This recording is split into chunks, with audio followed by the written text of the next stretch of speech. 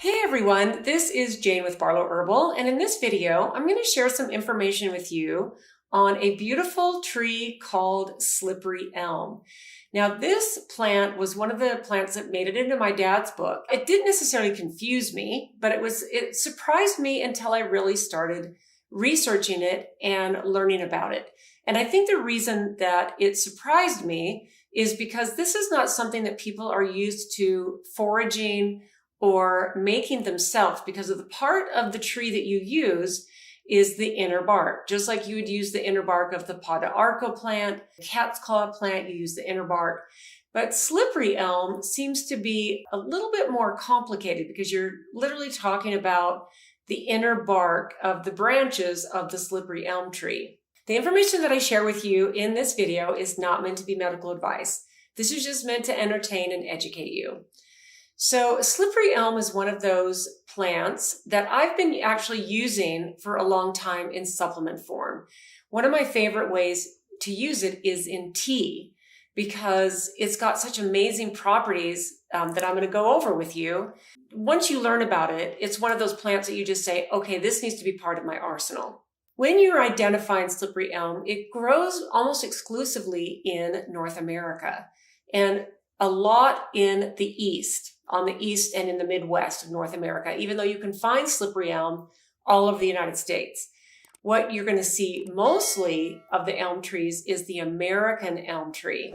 And there is a big difference in the way that the bark looks, the way that the leaves, they look a little bit different, but you can mostly identify a slippery elm and an American elm by the way the bark of the tree looks. Now, interestingly, the American elm tree can live up to be 300 years old, which, much to the chagrin of my husband in particular, these old elm trees, these American elm especially, they drop these little seed pods that they're like a single seed inside of a little pod that's flat, and the wind carries them around.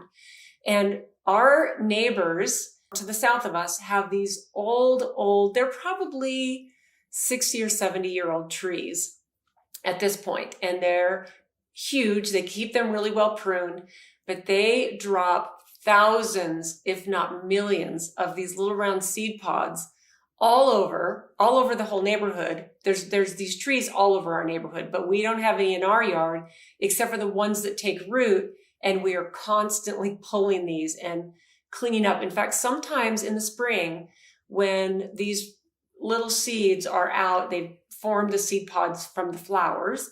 We have had events outside of our house, like dinners or whatever, when a wind will kick up and it will feel like it's snowing because these trees that are in our neighbor's yard are literally right across a fence.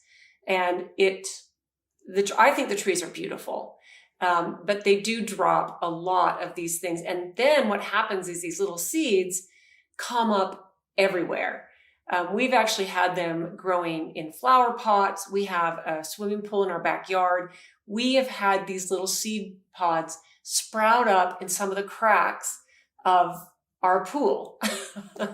So it's really an interesting thing because the American elm is not something you're looking for, but the slippery elm. So let's just talk about that because it does put out the same type of seed pods. Slippery elm is also known as red elm, and that's one of the ways that you can actually identify the slippery elm compared to the American elm. Now, the slippery elm does not live as long. It actually lives still a long time, about 200 years. Puts out lots of branches, so that if you are a person who wants to harvest your own inner bark from a slippery elm, then it grows. It grows a lot. It has lots of branches. It needs to be pruned on a regular basis. So this would be actually something that you could grow in your yard and potentially benefit from it if you know how to harvest it and you know how to prepare it into a powder, into a tea. This is one of those plants that doesn't make a super good tincture only because it's so gelatinous. In fact, slippery elm contains a substance called mucilage, which coats the stomach, makes it super good for the digestive system. In fact, I'm going to show you a picture because this plant made it into my dad's book, like I was saying earlier.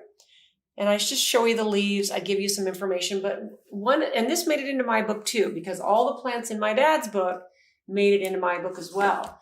But the reason that this plant is in many books, or a lot of people use it in tea or supplement form, is because it has a lot of really, really amazing health benefits.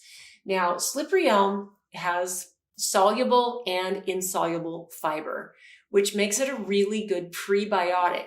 So basically it means that it can feed the beneficial bacteria to help with your flora and help. That's just one of the things that it does.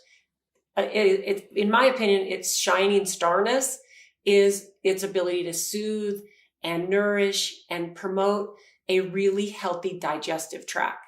So it contains insoluble and soluble fiber. It also has B and C vitamins. It's got a ton of minerals, and this is all the inner bark we're talking about. So it has calcium, manganese, magnesium, phosphorus, and potassium. So when you drink a slippery elm tea, or you take slippery elm in capsule, or you can put it into a tincture, and it will make a very nice tincture, especially if it's mixed with other herbs. But it's so good for your digestive system.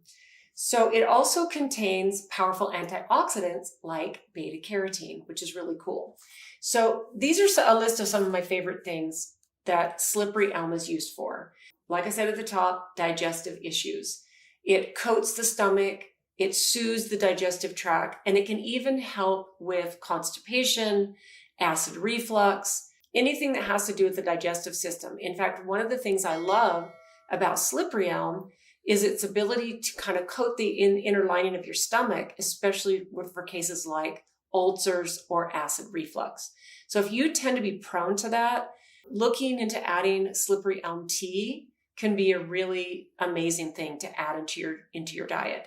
Now, with slippery elm, this is something that if you're on medications, you definitely want to take slippery elm. Check in with your practitioner, probably, if you're taking certain medications, because slippery elm might interfere with the absorption of certain medications, like prescription medications in particular.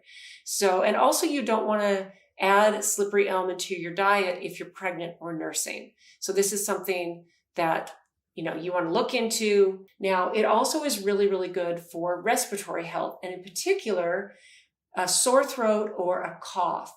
We put slippery elm into our throat spray. It's we have like 14 herbs in there. And slippery elm is in there for a reason, because of how it soothes the throat, and it can help soothe the lining of your lungs.